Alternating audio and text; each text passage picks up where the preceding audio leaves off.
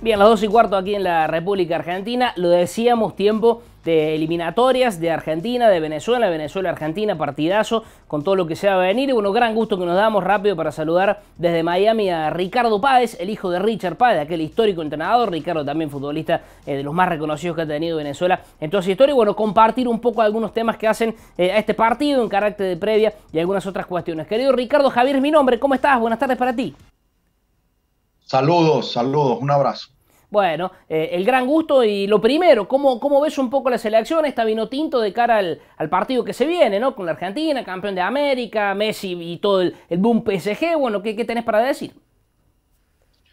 Bueno, un partido difícil para Venezuela, una Venezuela que viene de muchos problemas internos, cambio de entrenador después de la Copa América, 10 días antes, 15 días antes de este partido, Peseiro, nuestro entrenador portugués, deja la selección por distintos conflictos, se habla de temas económicos, ahora tenemos un técnico interino, Leo González, que conoce a los jugadores porque es venezolano, ha dirigido muchos años en el torneo venezolano, fue jugador de selección Venezuela hace muchos años y creo que fue una decisión interesante, positiva, porque es una persona que conoce el grupo y que seguramente con tan poco tiempo de trabajo tiene que conocer tanto a los jugadores que están en la actualidad fuera de Venezuela como los que están adentro jugando para poder enfrentar a una selección argentina, como tú lo dices, que viene con una motivación muy grande después de ganar una Copa América, después de haber estado tan cerca tantas veces de obtener un título y no poder conseguirlo. Ahora que consiguen esta Copa América están liberados. Ya hay que ver cómo va a ser el funcionamiento de la selección de Scaloni, liberados con un Messi en su mejor momento, diría yo, por todo el peso que se quitó y con una selección que empieza a jugar con confianza. Y todos sabemos que en este tipo de eliminatorias, cuando llegas a encontrar el equipo, cuando llegas a encontrar la confianza, las cosas se te dan mucho más fácil. Indudablemente que jugar en Venezuela no es fácil, es una cancha rápida, un poco complicada, una grama muy baja, Uh a -huh. veces dura, diría yo, esa de Caracas, y creo que a Uruguay le pasó, empatan en Venezuela y Venezuela pudo haber ganado el partido y creo que eso es lo que tenemos a favor. Si Argentina llega con esa motivación de creer que va a ganar antes de jugar el partido, se puede encontrar con muchas complicaciones y le puede pasar lo que le pasó la eliminatoria pasada, que se le complicó mucho el partido, creo que fue en Mérida, donde empatamos. Uh -huh. Pensando, Ricardo, haciendo un raconto en los últimos tiempos, decíamos en el inicio del programa, quienes tenemos 30 y tantos años, tenemos ese recuerdo de en los 90 donde le costaba tanto a Venezuela, los grandísimos tiempos del Pato Pastoriza, donde me parece marcó, creo, un poco la agenda y comenzó a subir el nivel al punto que, si no me equivoco, la camiseta que está detrás tuyo es de la Copa América, justamente Venezuela 2007. Creo que entre 2007 y 2011 vimos un seleccionado, bueno, con un gran nivel, cerca de alguna Copa del Mundo en clasificatorias, semifinales de Copas Américas. Después ese nivel, que si bien fue creciendo, vino el Mundial Sub-20 2017 con subcampeonato, ¿continúa en esa evolución o consideras que fue, digamos, quedándose, estancándose un poco? Mira, este, es difícil explicarte todo lo que ha pasado en Venezuela, sobre todo en los últimos 20 años, pero todo se basa en encontrar una identidad de juego. Cuando una selección o cuando un país sabe la forma, el estilo que se le, que se le, que se le caracteriza mejor al nivel de jugadores que hay o al perfil de jugadores que tienen las selecciones, pues es cuando tienen los mejores resultados. Y la mejor ejemplo es decir el Uruguay, cuando los uruguayos juegan en su forma, con su garra, han tenido resultados muy buenos. Los brasileros, cuando juegan sus formas de fútbol bonito, cuando quieren cambiar, les va mal. Lo mismo pasa con Argentina. Y en Venezuela no teníamos una identidad. Y lo importante que tú mencionas es que se encontró una identidad con un técnico, y tú mencionaste a Pastoriza, que ayudó mucho antes de encontrar la identidad. Él todavía no pudo encontrar esa identidad. Yo fui jugador con él y le agradezco mucho, y nos dejó muchísimas enseñanzas en muchos aspectos, pero al no conocer el medio, siempre planteaba los partidos dependiendo del rival. Y creo que vino esa etapa de Richard Páez desde el 2001 hasta el 2007, y que la continuó César Faría, donde se encontró una identidad, donde el futbolista venezolano sabía lo que jugaba. Hubo dos propuestas distintas, parecidas a lo que pasó en Argentina con Menotti y Bilardo, Claro. pero que de las dos formas pudimos encontrar resultados, y como lo dices tú, estuvimos 2, 3 eliminatorias muy cerca de los mundiales. Y después viene Dudamel, Chita San Vicente, y empieza el declive de la selección mayor, a pesar de que Dudamel consigue el subcampeonato mundial juvenil y donde salen muchísimos jugadores al extranjero. En la selección mayor perdimos esa identidad, perdimos ese rumbo, empezamos a jugar partidos muy defensivos, y donde no pudimos competir en las dos últimas eliminatorias, o en la última y en esta que está empezando, que nos ha costado.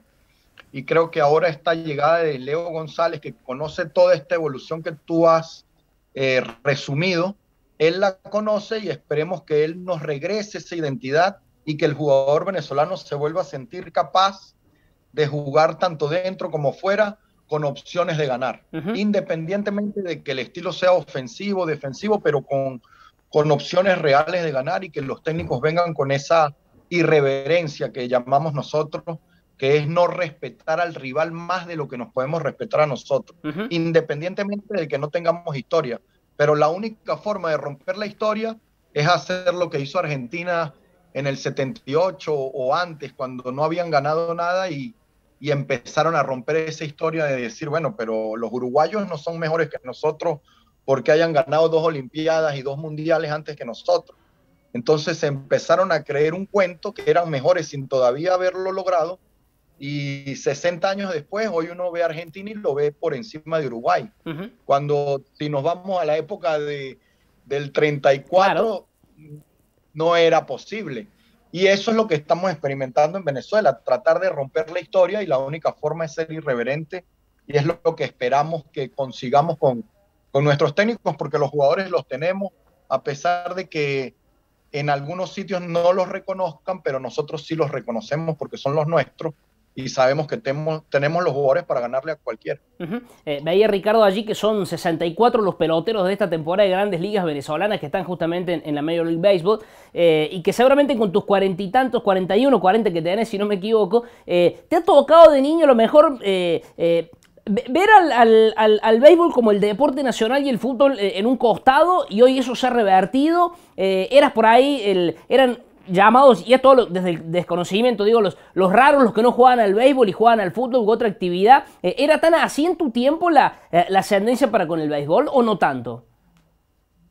Mira, es que entender la cultura venezolana hay que vivir en nuestro país. Venezuela es un país de mucha influencia, y por el petróleo tuvo una influencia americana muy grande. Y por esa influencia, el béisbol es uno de los deportes principales de nuestro país. El fútbol fue el deporte que más se ha jugado, pero el béisbol era el que se instaló en la capital, y por eso es el más nombrado. Y hoy en día el fútbol se ha equiparado, pero también nos encanta el básquet. Sí, señor. Y creo que el niño venezolano, a diferencia del argentino, porque yo viví muchos años en Argentina. Sí, sí. Mi papá hizo su posgrado de traumatología en el Hospital Fernández en Buenos Aires, y yo viví desde los 4 años hasta los 11 años en Argentina, y sé lo que es la cultura argentina también. En Argentina es el fútbol y no tienen más. Por ahí el básquet en los últimos años, pero no llega a la dimensión del fútbol. En Venezuela es equiparado, y el niño venezolano sigue a sus beisbolistas, sigue a sus basquetbolistas, y por supuesto que el fútbol es el otro deporte que también sigue. Entonces, uno de niño, uno juega todos esos deportes. Yo jugué el béisbol y jugué el básquet, pero claro, yo era futbolista. A mí lo que más me gustaba era el fútbol, y por eso terminé siendo futbolista. Pero por supuesto que conocemos de béisbol, conocemos de básquet, y conocemos de fútbol, porque estamos en el fútbol por la naturalidad de lo que es el fútbol, sobre todo en los últimos años que agarró mucho espacio en Venezuela. Ahorita Miguel Cabrera, que acaba de conectar el jonrón 501, pues está entre los 28 mejores beisbolistas de la historia del béisbol y tenemos grandísimos peloteros que uno de esos peloteros gana más que en contrato, ¿no? No con publicidades, pero en contratos gana más que Messi y que Cristiano juntos. Varios de los peloteros venezolanos. Lo que pasa es que la exposición a nivel mundial pues no es tan grande porque el béisbol solo se sigue en Estados Unidos, en algunas islas del Caribe y en Venezuela. Totalmente, es muy muy interesante, Ricardo, lo que nos decís y lo que nos planteas para conocer un poco esa riquísima historia. Y te quiero preguntar por Pastoriza porque evidentemente aquí recordado mucho como alguien, no solo como un jugador exitoso, como un técnico exitoso, pero y al margen de la cuestión futbolística, la personalidad del Pato, ¿no? Porque ese tipo de los asados, de aunar grupos, como decimos aquí, viste, de mucho barrio, mucha calle, mucho Rosario encima. ¿Qué persona era Pastoriza? Mira, yo lo recuerdo con mucho cariño primero y lo recuerdo con un tipo con una humildad increíble que creo que fue realmente uno de los que llegó a Venezuela y unió mucho y quiso que el venezolano se sintiera orgulloso de lo que era, independientemente de que él no era venezolano, pero él nos trató de imponer ese amor por la camiseta, ese amor por nosotros mismos, de querer ser más de lo que éramos en ese momento. Y creo que fue una suerte que él haya escogido ir a Venezuela en ese momento, porque si tú te pones a ver, hoy en día es muy difícil tener a un técnico de la magnitud del Pato Pastoriza en Venezuela nuevamente. Ojalá en algún momento pueda ir un tipo con esa grandeza, ¿no? Pero un tipo que ganó todo en Independiente, como jugador, como técnico. Después fue a Boca, dirigió los grandes equipos argentinos. Pudo ir a Europa cuando en esa época era impensable que técnicos suramericanos fueran a Europa y estuvo por esos lados con otro gran maestro que tuve yo, que fue Grifa, que siempre lo recuerdo, pero tener al Pato y que él haya sido el que me haya convocado a mí a la selección mayor y desde que me convocó nunca me sacó hasta que lamentablemente tuvo que salir, para mí fue una enseñanza muy grande porque me dejó esa experiencia. Yo era muy joven, pero uno de una vez detecta, el jugador, tú sabes, el jugador de fútbol es rápido, aprende a ser vivo porque tiene que asumir responsabilidades desde muy corta edad y uno al tener un tipo de experiencia lo reconoce muy rápido y él nos enseñó. Yo hoy como técnico que soy, algunas cosas de él que hizo internamente me quedaron en cómo solucionaba los problemas internos del grupo, del camerino, que realmente a mí, a pesar de la corta edad, me dejó mucha escuela. Y bueno, al final, en los resultados no se quedó demostrado de que pudo cambiar la historia del fútbol venezolano, pero sí ayudó muchísimo porque ayudó en muchas situaciones de organizar lo que era la parte extrafutbolística y lo que era el sentimiento nacional para que después Richard Páez, que llegó y lo que hizo fue darle esa parte futbolística de creer en el jugador venezolano. Tal vez el Pato le faltó ser un poco más ofensivo porque no creía tanto en que podíamos serlo, pero, pero él fue también un grandísimo, influenció el fútbol venezolano de una forma muy grande solamente con su presencia y con su nombre. Ricardo, lo último, y bueno, un poco por curiosidad, ¿cómo va un poco la vida en Miami, sabiendo que bueno, el Inter de Miami está haciendo mucha inversión y la MLS está en un grandísimo momento, también hay ligas menores de muchísima valía, mucha importancia, si te gusta por ahí, no sé, ver a los Marlins o ver los Dolphins o ver al mismo Inter, ¿en qué mundo te desenvolves allí en Miami? No, bueno, la MLS ha crecido muchísimo. Realmente hoy en día la liga, sobre todo te diría, los últimos 5 años ha tenido una explosión y se está preparando para el Mundial 2026 para que la liga sea muy competitiva. Yo en este momento no estoy en Miami. Yo te dije lo de Miami porque estaba en la misma hora, pero yo vivo en Cincinnati. Ah, bien. Yo pasé yo pasé 3 años siendo el director técnico de Orlando City, la sub-19 y sub-17, y tuvimos buenos resultados y ahora ya llevo 2 años en el FC Cincinnati, de la MLS. Soy el técnico sub-19, sub-17, y bueno, aquí tenemos a Lucho, que jugó en Boca, Acosta. Luciano Acosta, sí, el peticito.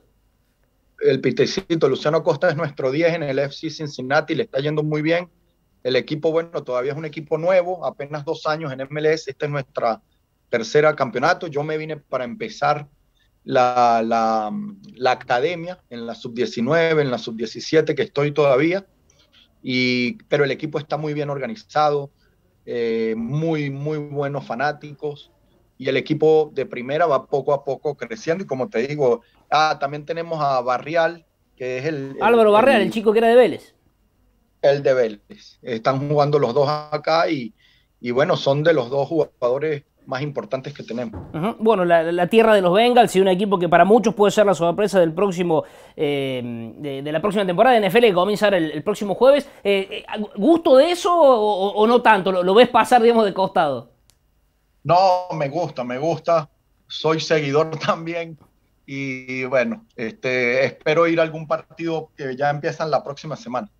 Sí, la próxima semana. Sí, señor, y bueno, con un corto como Joe Burrow, que está recuperando una lesión, que fue el pick número 1 del año pasado del draft. Que un argentino hable de esto es tan extraño como, no sé, cualquier otra cosa, pero somos muy poquitos los apasionados del fútbol americano y la verdad que hablamos el mismo idioma por lo menos con alguien, así que Ricardo, te agradecemos por tu tiempo, país bueno que ha festejado los éxitos de Yulimar Rojas en los últimos Juegos Olímpicos y orgullo venezolano en el salto triple, y gracias por tu tiempo, la verdad que es buenísimo, daría para mucho más, pero lamentablemente tenemos que cortarlo, así que un abrazo y lo mejor para lo que viene. Ricardo, atento ahí lo que pase con Cincinnati.